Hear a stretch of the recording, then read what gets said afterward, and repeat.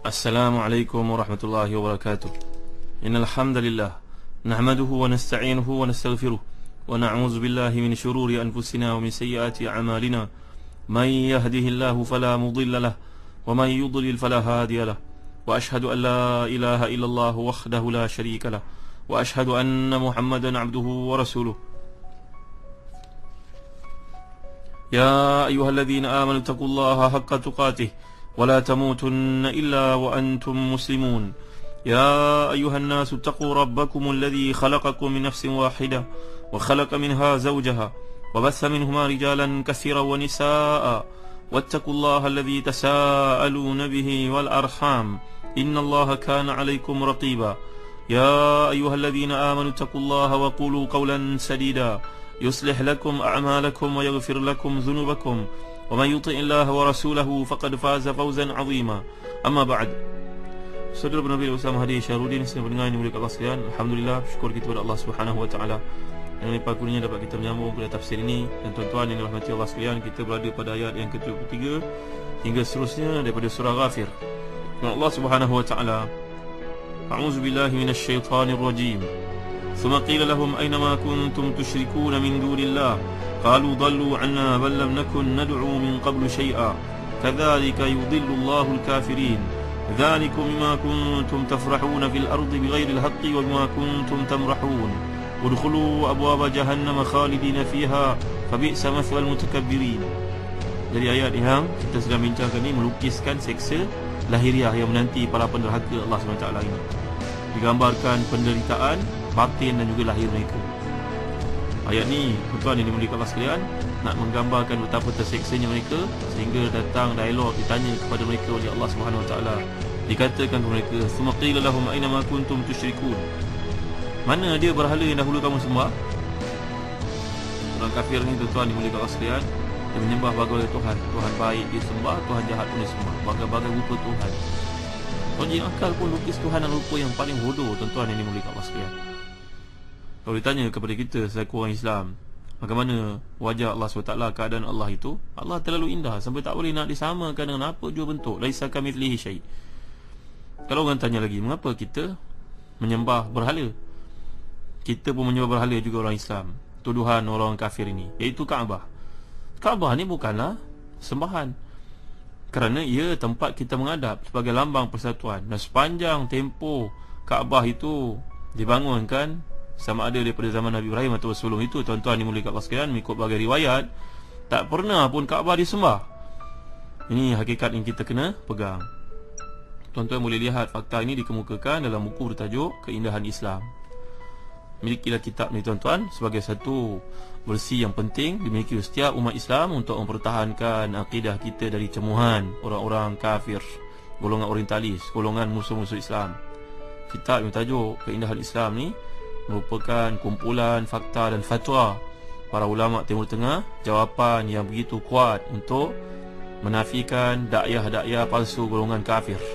Tuan-tuan pergilah ke Perisa Buku, tuan-tuan, sebagai contohnya di PWTC yang ada buku ni. Buku Keindahan Islam ni sangat penting untuk kita miliki, tuan-tuan yang dirahmati dan dikasihi Allah sekalian. Kalau Perisa Buku One Malaysia ni, Expo One Malaysia ini, kita lihat buku-buku yang berkualiti untuk menjadi bekalan kita menghadapi musuh Islam dan dakwah-dakwah mereka.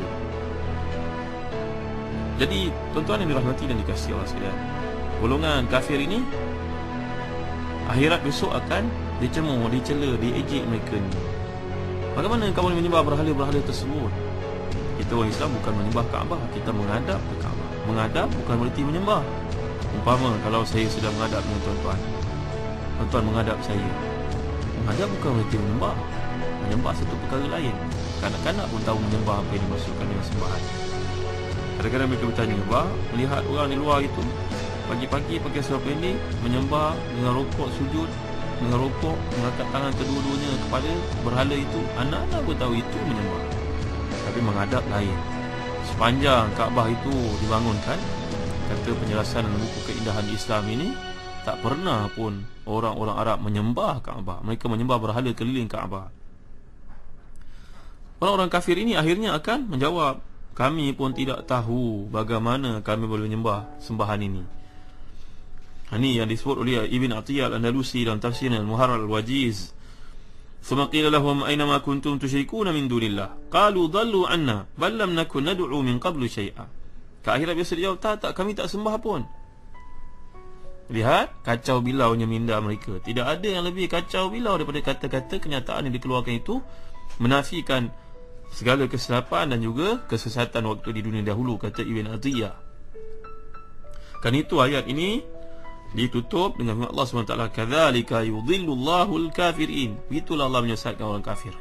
Di dunia dia sesat, akhirat besok pun dia cuba menafikan kerja-kerja yang tidak berfaedah yang dilakukan itu. Tuan-tuan dimuliakan Allah sekalian, jawapan ni balam nakun nad'u min qablu syai'a.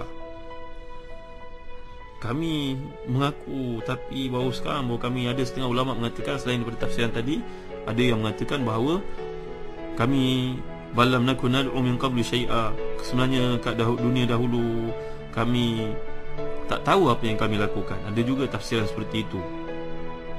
Kerana kat dunia dahulu mereka selalu berbohong dan mengikut hawa nafsu mereka, maka ke akhirat dia sudah tidak ada jawapan. Tuan yang dimuliakan Allah sekalian, jadi di ayat-ayat ni Allah Ta'ala gambarkan kadzalika yudhillullahu al-kafirin. Demikian Allah menyesatkan. Penyesatan terhadap golongan derhaka ni serupa dengan kesesatan kaum musyrikin yang menganggap kebatilan sebagai kebenaran lalu mereka mengikutinya. Kemudian terbukti oleh mereka sendiri bahawa segala usaha mereka lakukan itu semuanya batil. Ia merupakan satu fata morgana yang menipu. Fata morgana ni umpama kita berjalan di padang pasir, melihat ada bayangan air, disangkakan air, yahsabuhu dhama'anu ma'a, disangkanya air, tapi bila pergi rupa-rupanya merupakan bayangan cahaya matahari yang menyinar di atas pasir-pasir. Maknanya tuan-tuan, jika kita memahami ucapan kaum musyrikin ini sebagai pengakuan dosa, maka beginilah tafsiran ini. Tapi jika kita memahami nanti pembohongan baru ke akhirat, maka kalimat ini makna seperti penyesatan dan pembohongan yang mereka berusaha lakukan itu. Seperti itu pula lah Allah menyesatkan orang-orang kafir. Jadi dua tafsiran di sini. Mereka berbohong pada waktu tidak lagi memanfaat pembohongan lakukan. Bahkan mereka sendiri pun tahu pembohongan itu sudah tidak lagi memberi apa-apa upaya kepada mereka. Tafrahun, kalau kita belajar bahasa Arab tuan-tuan dimuliakan Allah sekalian, tafrahun fil ard. Tafrahun ni kata Raghib Al-Asfahani digunakan dalam erti kata keceriaan. Kalau kita lihat dalam kamus Al-Farid contohnya, fariha, yafrahu, tafrahun merujuk kepada kegembiraan. Kegembiraan yang sifatnya kelazatan duniawi semata-mata. Kerana itu tuan-tuan yang dimuliakan Allah sekalian, kataan tafrahun, kata Raghib Al-Asfahani, berbeza daripada tamrahun. Maraha ni lain daripada perkataan fariha, lain. Tamrahun, Al-marah, mariha ni, mariha dengan fariha, dua benda yang berbeza. Jadi Allah Ta'ala gunakan di sini dalam ayat yang ke-74, dzalikum bima kuntum tafrahuna fil ardi bighairi al-haqqi wa bima kuntum tamrahun. Tafrahun kata Raghib Al-Asfahani digunakan dalam erti kata keceriaan, kelazatan, kegembiraan yang pokok pangkal asasnya kegembiraan yang bersifat duniawi, jasmani. Itu sebab bila kita lihat penggunaan ini dalam Quran Karim sering merujuk kepada satu benda yang tidak begitu baik, kegembiraan yang kurang baik. Likaya ta'saw ala ma fatakum wa la tafrahu bima atakum wa farihu bil hayati dunya. Surah Ar-Ra'd ayat 26, dzalikum bima kuntum tafrahun hatta idza farihu ma utu farihu ma indahum min al-ilm innallaha la yuhibbul farihin. Jadi farih ini, fariha yafrahu atau al-farah, biasanya merujuk kepada insyarahu sadr biladzatin ajilatin wa aktsaru ma yakunu dzalika fil ladzatil badaniyati dunyawiyah. Kata para ulama tafsir, farih ni, fariha yafrahu, farah merujuk pada kegembiraan yang asasnya dunia, asasnya kelazatan tubuh badan, asasnya pada makanan, semuanya bersifat dunia. Itu sebab perkataan farih ini atau farah, al-farah dalam konteks Quran biasanya merujuk pada benda yang Allah tidak suka, Allah tidak gemar. Fa bidzalika falyafrahu wa yawma idzi yafrahul mu'minun. Biasanya dia merujuk kepada kegembiraan dunia semata-mata. Tidaklah salah untuk diberi nama seperti ini, tuan-tuan yang dirahmati dan dikasihi Allah sekalian. Tapi kita hanya nak maklumkan penggunaan dan konteks Quran. Kemudian al-marah. Marah ni pula bermakna syiddatul farah wa tawassu' fihi. Maknanya marah ini mariha yamrahu ataupun al-marahu, dia merujuk kepada keceriaan yang melampau-lampau, yang melebihi had segala-galanya. Dia lebih daripada asyaddu minal farah. Tuan-tuan dimuliakan Allah sekalian, justru ada para ulama seperti Tahir Ibn Ashur mengatakan bahawa tamrahun ini biasanya merujuk kepada kegembiraan yang disertai dengan tindakan-tindakan yang tidak wajar dalam syariat. Dulu kita dah belajar surah Luqman kan, wala tamshi fil ardi maraha. Lihat, wala tamshi fil ardi maraha. Dalam surah Al-Isra contohnya, marah maknanya satu kegembiraan yang melampau-lampau disertai dengan aktiviti-aktiviti yang larang oleh Allah SWT. Dia jadi tamrahun. Dzalikum ma kuntum taf'aluna fil ardi bighairil haqq wa bima kuntum tamrahun. Kamu di dunia dahulu, tindakan yang kamu lakukan semuanya melampaui batas. Tertawa berlebihan, bergembira berlebihan. Dan tuan-tuan semua faham dalam hadis Nabi SAW, antara wasiat yang penting yang perlu menjadi pegangan kita, iaitu kata-kata Nabi SAW, riwayat Tirmizi dalam babuz zuhud. Nabi mengingatkan kita, ittaqil maharim takun a'badan nas, warda bima qasama Allahu laka takun aghnan nas, wa ahsin ila jarika takun mu'mina, wa ahbib linnasi ma tuhib li nafsik takun muslima, wa la tukthir min ad-dhahik fa inna kathrata ad-dhahik tumitul qalb. Sabda Nabi SAW, takutilah kamu melakukan benda yang haram, maka kamu akan dapat kelazatan beribadah kepada Allah. Ridalah kamu terhadap kurniaan Allah, nanti kamu jadi orang yang paling kaya. Berlaku baiklah kepada jiran tetangga kamu, kamu akan jadi orang beriman yang sebenarnya. Lakukanlah satu perkara kepada orang lain sebagaimana kamu suka dilakukan kepada kamu, nanti barulah kamu jadi seorang Muslim. Dan yang kelima, janganlah kamu banyakkan ketawa, kerana ketawa yang berlebihan itu mematikan hati. Wala tukthir ad-dhahik fa inna kathrat ad-dhahik tumitul qalb. Dulu kita belajar dalam surah At-Taubah yang lalu, falyadhaku qalilan wa liyabku katsira jazaa'an bima kanu ya'malun. Allah SWT mencela, Allah SWT menegur golongan munafiqun yang banyak ketawa. Allah ingatkan mereka jangan banyak ketawa, nanti ke akhirat kamu akan banyak menangis. Ketawa ni tuan-tuan mulai kat sekalian, biasanya disebabkan rasa gembira, rasa takjub, rasa, dan dia ada berbagai-bagai tingkatan yang dilarang dalam ketawa ni tuan-tuan. Dalam hadis Nabi SAW, kegembiraan yang melampau ni indikatornya ada dua perkara. Kriteria ketawa ataupun kegembiraan melampau ni maksudkan dalam Quran dan dalam hadis, iaitulah yang pertama merujuk kepada irtifa'us saut. Irtifa'us saut ila darajatil qahqaha, ketawa sampai keluar suara yang hujung itu, ha ha ha, yang terkeluar sampai ke hujung tu, ini yang tidak digalakkan dalam Islam. Yang kedua yang ditegar dalam bab ketawa ni, kasratul dhahik, banyak ketawa, ketawa yang melampau-lampau. Ini yang ditegur oleh Allah Taala, falyadhaku qalilan wa liyabku katsira. Jangan banyak ketawa, kerana orang yang banyak ketawa ni akan mati hatinya, akan menderita ke akhirat. Dulu dalam surah Al-Mutaffifin, Muslim bersama pun kita dah tafsirkan antara karakter orang kafir ini, alladzina ajramu kanu minal ladzina amanu yadhaku. Orang-orang fasik, orang-orang yang banyak dosa ni, antara sifatnya suka mentertawakan orang-orang beriman. Tuan yang dirahmati dan dikasihi Allah sekalian, dalam surah Al-Mu'minun pun kita dapat lihat, fattakhastumuhum sikhriyan hatta ansawkum dhikri wa kuntum minha tadhakun inni jazaituhumul yawma bima saru annahum humul faizun. Di sini juga Allah SWT gambarkan tentang balasan terhadap golongan yang fasik,